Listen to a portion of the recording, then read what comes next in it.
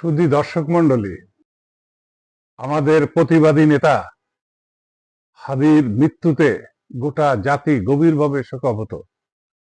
এই শোকাবহ পরিবেশে শোক, দুঃখ, ব্যথা প্রতিবাদ করার অনেক ধরনের ভাষা রয়েছে, কিন্তু যে প্রতিবাদের পথ বেছে নিয়েছে কিছু বিপদগামী মানুষ, আমি বলবো সেটা কোনোভাবেই হাদির আত্মায় শান্তি পাবে না।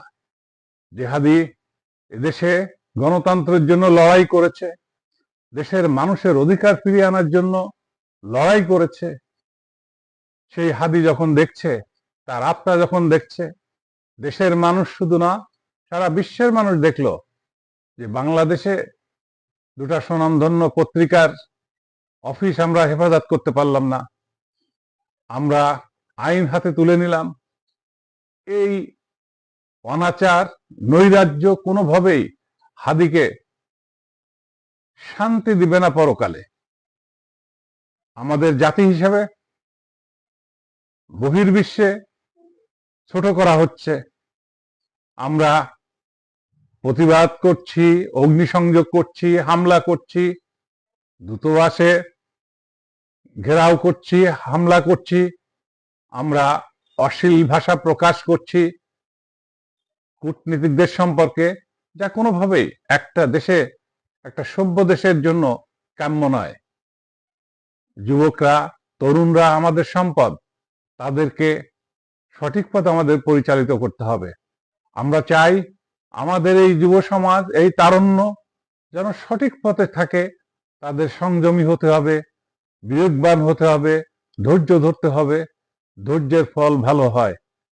কয়েকদিন যে তাণ্ডব দেখা গেল, তা সত্যি জাতি মর্মাহত হয়েছে।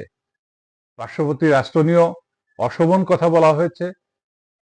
আমাদের অধিকারের কথা বলার যথেষ্ট রকমের সুযোগ রয়েছে, অনেক ধরনের চ্যানেল আছে, সেখানে আমরা কথা বলতে পারি।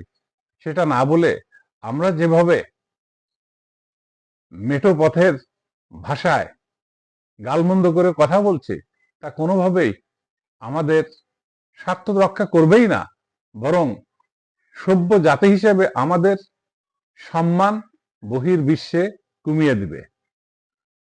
প্রতিবেশী রাষ্ট্রের সাথে আমাদের সহযোগিতা করে একে অপরের সাথে চলতে হবে।